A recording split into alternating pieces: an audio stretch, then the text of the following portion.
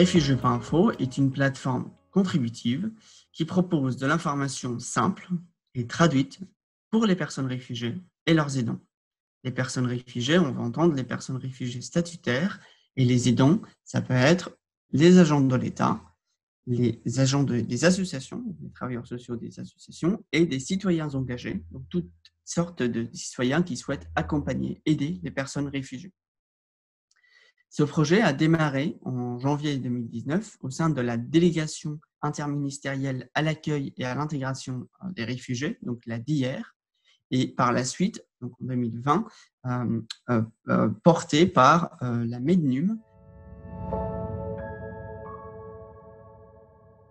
Vous trouverez des dispositifs d'accompagnement, donc des programmes d'accueil, ça peut être des cours de français, des dispositifs pour l'insertion professionnelle, reprendre ses études, etc. Des démarches administratives, donc toutes sortes de démarches administratives qui peuvent être nécessaires pour les personnes réfugiées. Et bientôt, vous trouverez donc un annuaire local des acteurs d'intégration sur un territoire. Ces informations-là, ils sont regroupées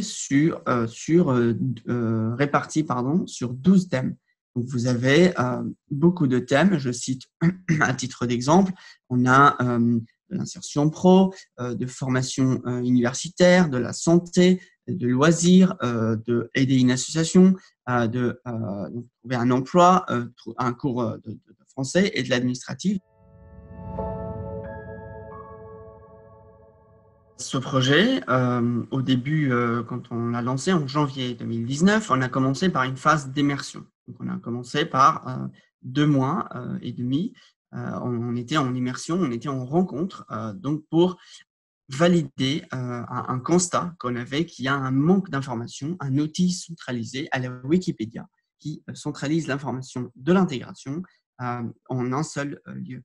Donc, on a rencontré, si ma mémoire est bonne, une 120aine des personnes diverses et variées pour justement valider, pour parler de ce constat, pour la valider. Et à la fin, on est sorti, donc on a validé notre hypothèse et il y avait effectivement un manque d'un outil qui centralise l'information sur l'intégration et qui sont à jour. Parce que c'est ça la question. On a par la suite étudié les plateformes existantes en France, mais aussi au niveau européen, pour s'inspirer des autres modèles et voir qu'est-ce qui a marché et qu'est-ce qui n'a pas marché. Et par la suite, c'est que par la suite qu'on a commencé à designer des maquettes qu'on a validées avec le public par des ateliers de tests utilisateurs. On reviendra potentiellement plus tard. Et pour sortir les premières interfaces de la plateforme. Et depuis, on est dans une démarche constante avant de sortir une nouvelle fonctionnalité, il faut qu'on passe par ce circuit qui est designer, valider le design, développer et à nouveau proposer ce qu'on a développé. Donc, c'est comme ça comment on fonctionne. On a pris, on fonctionne en méthode agile.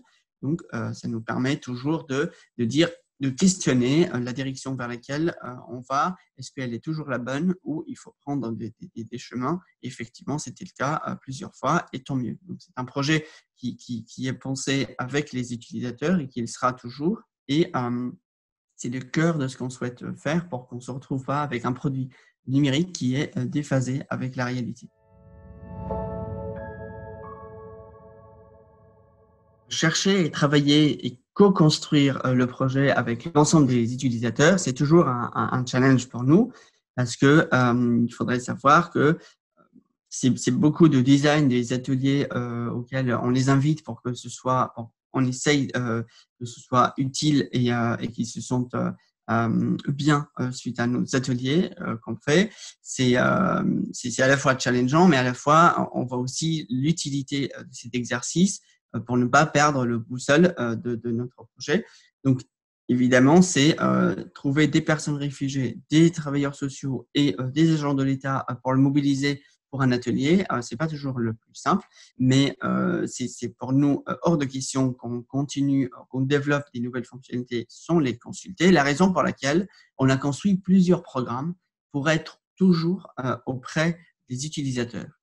Par exemple, pour la diffusion de la plateforme, notre stratégie de déploiement a été basée sur 2 axes. Le premier, c'est des rencontres départementales, régionales ou communales, donc au niveau d'une ville, pour faire parler, pour faire connaître la plateforme, donc présenter la plateforme publiquement et répondre aux questions. Ça, c'est le plus simple qu'on fait, qui nous permet aussi de promouvoir la plateforme.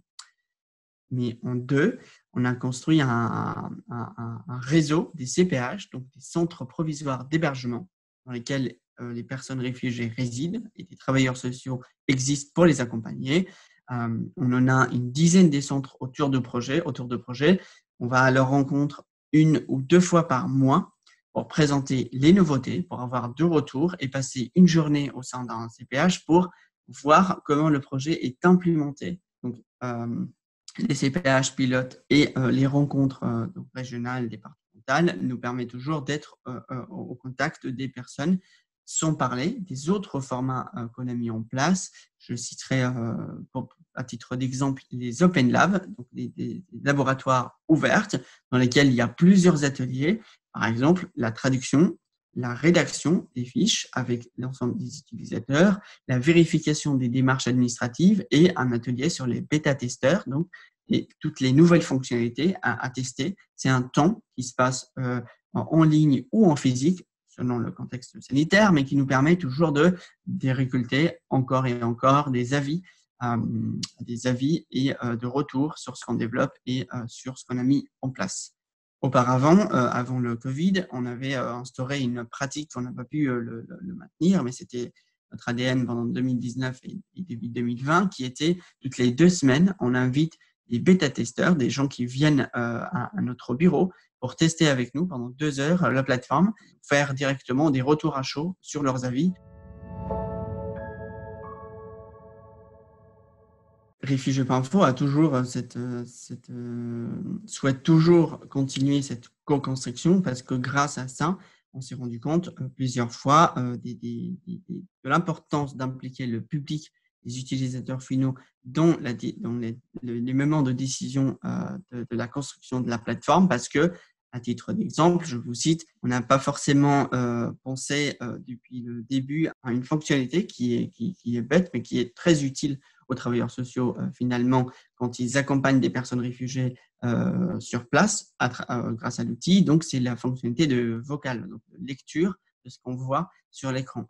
Et grâce à ces rencontres, on a pu déployer donc, cette fonctionnalité qui existe aujourd'hui. Donc, au-delà de la traduction proposée sur la plateforme pour les fiches qu'on lit, on pourrait les lire à voix haute par des moteurs de lecture donc automatiques sur 4 langues aujourd'hui parmi les 6 dans lesquelles le contenu est proposé.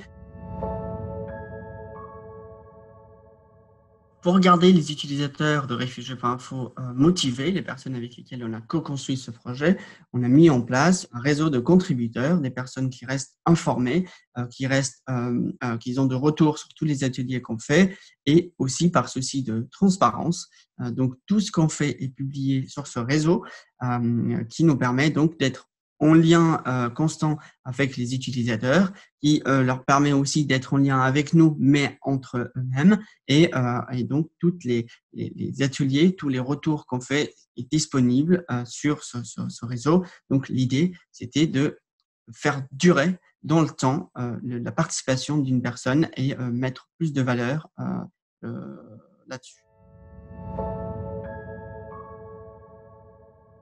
Aujourd'hui, par la question de la transparence, il y a plusieurs choses qu'on a mis en place pour permettre à la voir. C'est sur les fiches elles-mêmes, donc sur la plateforme elle-même, il y a une date de dernière mise à jour, il y a les personnes qui ont rédigé, qui sont mises en valeur, les structures auxquelles appartient l'information. Donc, on rend à César ce qui est à César, et avec les informations qu'on a sur les données sur la plateforme, donc sur toutes les informations sur la plateforme.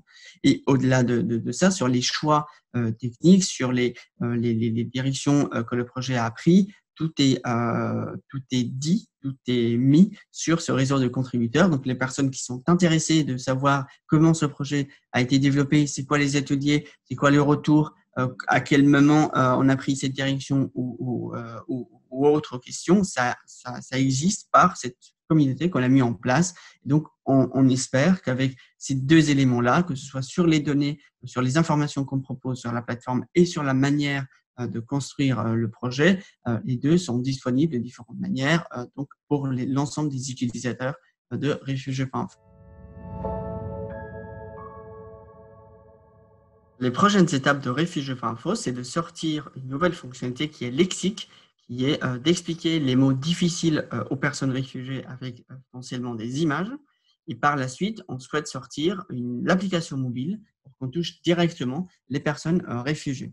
Pour l'instant, on travaille sur une enquête qui nous permet de comprendre plus finement l'utilisation numérique pour des personnes réfugiées avec donc leur smartphone, leur lien avec les ordinateurs, pour qu'on puisse être, encore une fois, proche du terrain et ne pas décaler. Donc, notre ambition, on est toujours motivé pour continuer cette démarche de co-construction avec l'ensemble de la communauté autour de notre projet.